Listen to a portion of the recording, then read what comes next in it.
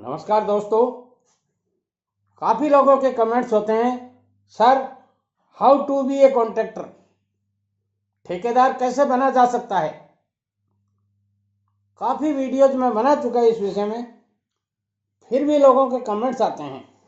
कारण क्या है उसका कि वो मेरी प्लेलिस्ट में जाकर के पिछले वीडियो देखना नहीं चाहते।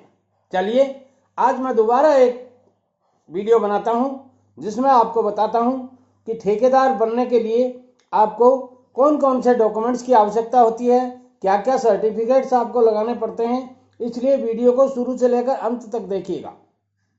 दोस्तों, यदि आपने इस वीडियो को स्किप कर दिया तो आप बहुत सी ऐसी बातों से वंचित रह जाएंगे जो आपके जानने योग्य थी, मगर आप जल्दबाजी में उनसे वंचित रह जाते हैं।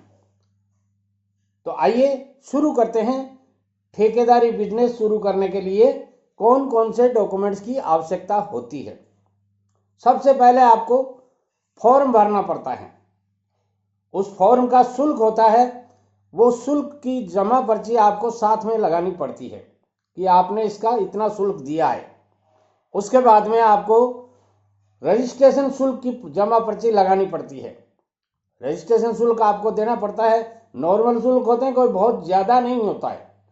ये सारी बातें मैं आपसे बात कर रहा हूँ आपके डी क्लास रजिस्ट्रेशन की, या यूं कह सकते हैं शुरुआती ठेकेदारी लाइसेंस की।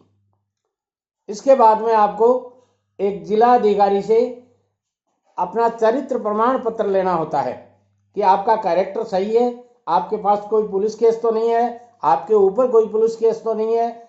ऐसा आपको एक सर्टिफिकेट लेना पड़ता है जिसको चरित्र प्रमाण कहते हैं, चरित्र प्रमाण पत्र कहते हैं। वो आपको जिला अधिकारी से लेना होता है। अच्छा, अब उसके बाद में क्या करना पड़ता है, आपको एक एफडीआर देनी पड़ती है। एफडीआर, कई बच्चे मेरे को पूछ लेते हैं, सर ये एफडीआर क्या होती है। मैं बुरा नहीं मानता हूँ, उनका नॉलेज अभी अधूरा है, तो फिक्स डिपॉजिट कहते हैं उसको। ये आप एफडीआर के बतौर दे सकते हैं, आप किसी नेशनल सेविंग सर्टिफिकेट के बतौर दे सकते हैं।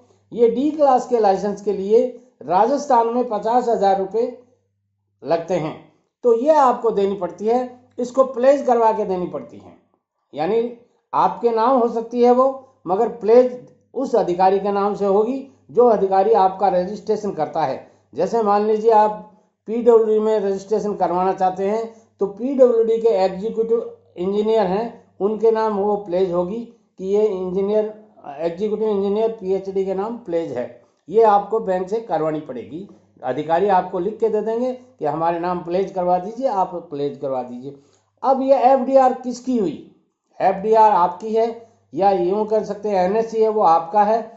जब आप काम में कहीं कोई गड़बड़ करते हैं या काम में कोई ड्यू रह जाता है आपका, जब आप अपना रजिस्ट्रेशन उठाना चाहते हैं, उस समय इसमें से पैसे काटे जाते हैं या एफडीआर का पेमेंट रोक दिया जाता है, ताकि आप अपना बाकी का भुगतान, डिपार्टमेंट में कोई रहा हुआ है आपका तो वो कर दें।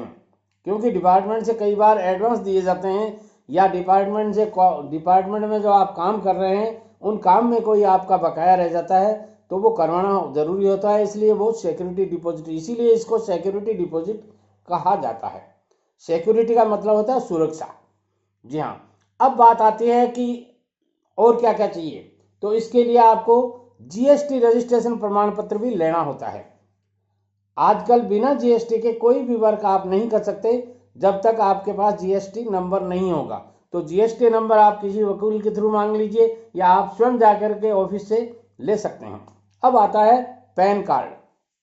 दोस्तों, जब इनकम करेंगे तो टैक्स देना अपना दायित्व बनता है, और उस दायित्व को निभाने के लिए आपको पैन कार्ड बनाना जरूरी होता है। तो पैन कार्ड भी आप किसी भी वकील से बनवा सकते हैं, आप डायरेक्ट जाकर के बनवा सकते हैं, ये ऑनलाइन भी बनते हैं आजकल, और ऑफलाइन भी जाकर के आप करवा सकते हैं।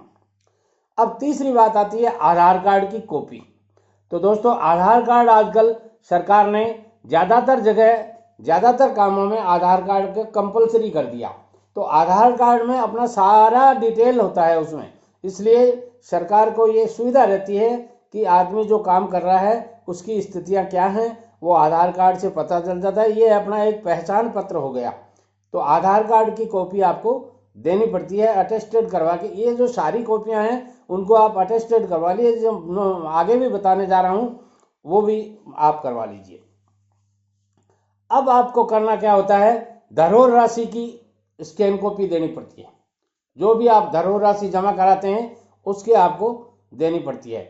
इसके बाद में आपको ब्लैक लिस्ट न होने का प्रमाण पत्र भी देना पड़ता है। कई ठेकेदार क्या करते हैं, पहले एक बार रजिस्ट्रेशन करवा लिया और रजिस्ट्रेशन करवाने के नाम से करवाने के बाद में वो किसी डिपार्टमेंट में काम करवाया था, कहीं बीच में छोड़ के आ गए, किसी कारण से डिपार्टमेंट ने उसको ब्लैक लिस्ट कर दिया, तो ब्लैक लिस्ट हो जाते हैं। उसके बाद में वो किसी दूसरे डिपार्टमेंट में जा करके रजिस्ट्रेशन उसी नाम से करवा लेते हैं।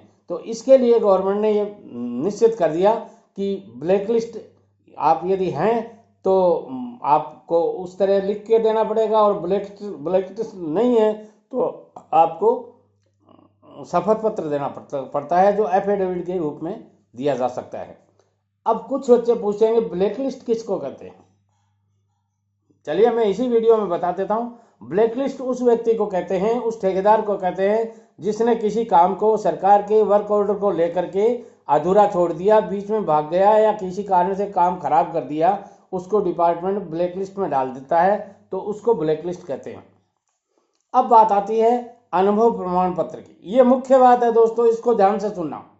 अनुभव जिस विषय के आप ठेकेदारी करना चाहते हैं, मान लीजिए आप मैकेनिकल कॉन्ट्रैक्टर बनना चाहते हैं, इलेक्ट्रिकल कॉन्ट्रैक्टर बनना चाहते हैं, सिविल कॉन्ट्रैक्टर बनना चाहते हैं, सप्लाई कॉन्ट्रैक्टर बनना चाहते हैं, तो जिस तरह के आप कॉन्ट्रैक्ट लेना चाहते हैं या ठेकेदार बनना चाहते हैं, उस तरह का आपको वर्क नॉलेज सर्टिफिकेट देना होता है। वो वर्क नॉलेज सर्टिफिकेट आप मान लीजिए सिविल कॉन्ट्रैक्टर बनना चाहते हैं, तो सिविल कॉन्ट्रैक्टर के पास में जिसके यहाँ आपने काम किया है 4 महीने, 6 महीने, 2 साल, 1 साल, वैसे सरकार 2 साल का, 1 साल का, 3 साल का अलग अलग रजिस्ट्रेशन के लिए अलग अलग ईयर्स बता रखी हैं। तो आप यदि शुरुआती ठेकेदार बनना चाहते हैं तो ये अधिकारी के ऊपर डिपेंड करता है। आपके पास 6 महीने का भी वर्क नॉलेज सर्टिफिकेट होगा और काफ़ी सर्टिफिकेट्स आपके पास काम किए होंगे तो भी आपको ठेकेदार बनाया जा सकता है। तो ये अनुभव प्रमाण पत्र आपको लगाना होता है।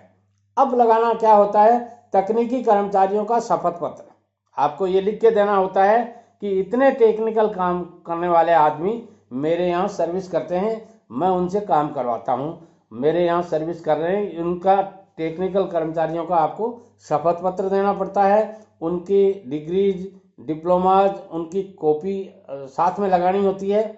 स्टाफ की संख्या और नाम और पते ये भी आपको देने पड़ते हैं, कितने स्टाफ आपके पास काम कर रहे हैं। यदि 20 या 20 से अधिक आदमी आपके पास काम कर रहे हैं तो आपको लेबर डिपार्टमेंट का रजिस्ट्रेशन भी देना होता है, करवाना होता है, वो भी आपको देना होता है। यदि 20 से कम आपके पास काम करते हैं, 19 या 19 से कम आदमी आपके पास काम कर रहे हैं तो उसकी ज़रूरत नहीं होती है, मगर यदि इससे ज़्यादा आपके पास काम करते हैं तो आपको ये सर्टिफिकेट भी देना पड़ता है साथ में। और ये नियम बदलते रहते हैं बार बार, हो सकता है मैं ज़्यादा अपडेट न हूँ इसलिए ये नियम बदलते रहते हैं, थोड़ा सा आप निगाह कर लीजिएगा। तो स्टाफ की संख्या और नाम और पते आपको देने पड़ते हैं, उनके एड्रेस क्या है, नाम क्या है, पते क्या है।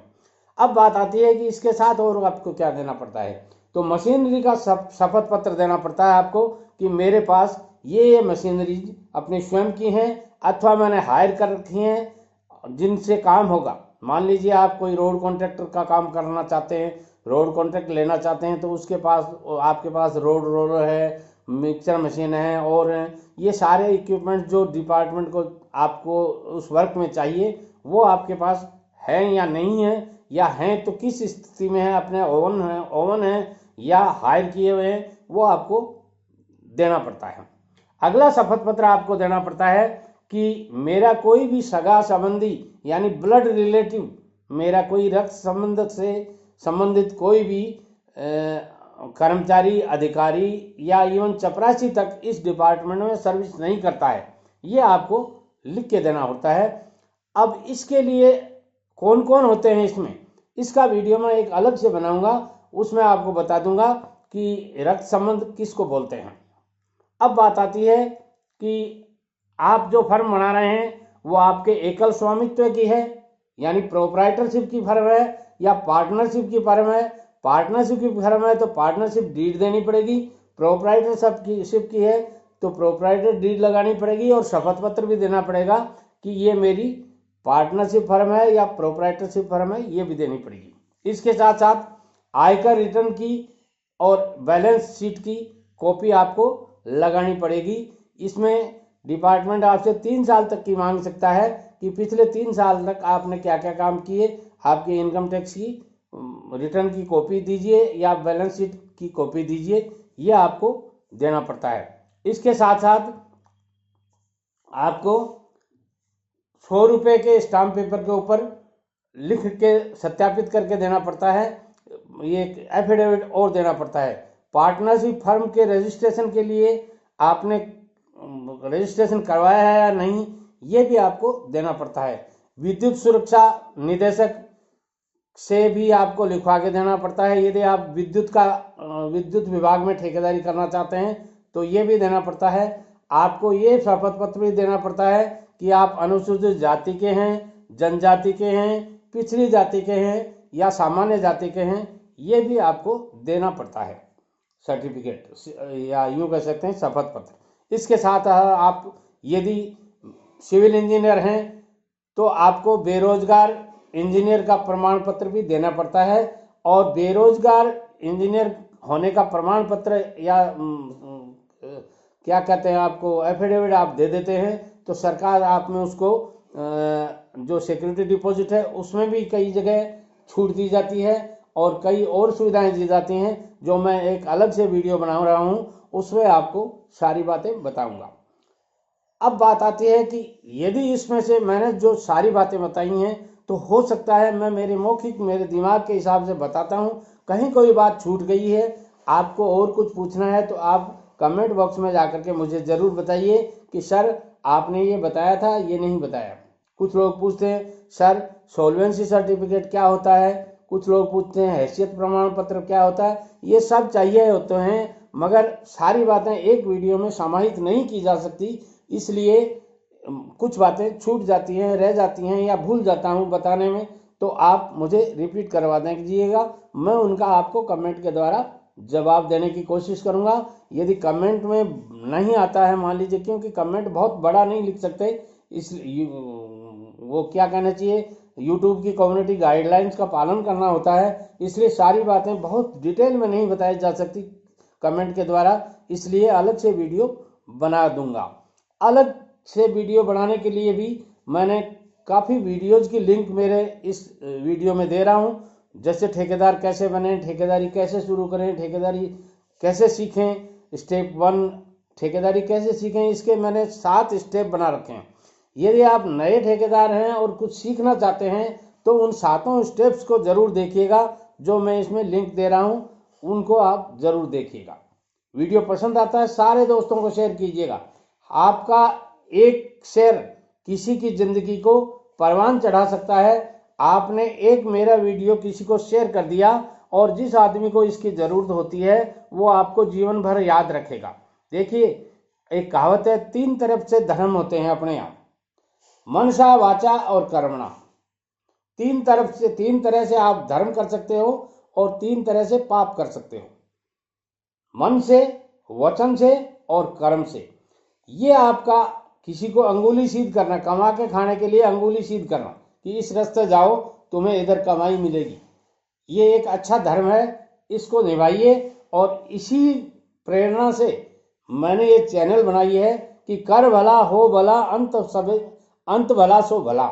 जो भला करेंगे अपन तो अपना भला तो होना ही होना है, चाहे वो शारीरिक रूप से हो, मानसिक रूप से हो, आर्थिक रूप से हो या धार्मिक रूप से हो, मगर लोगों का भी भला हो जाए उसमें कोई बुराई नहीं है। जिस बिजनेस को आप जानते हैं, जिस बिजनेस को आप करते हैं, जिस बिजनेस से आपने कमा के खाया है, उस बिजनेस को लोगों को बताइए, उस बिजनेस की गहराइयों को बताइए, उस बिजनेस की कमियों को बताइए, उस बिजनेस की अच्छाइयों को बताइए और लोगों को उन ठोकरों को खाने से बचाइए जो ठोकर आपके लगी है।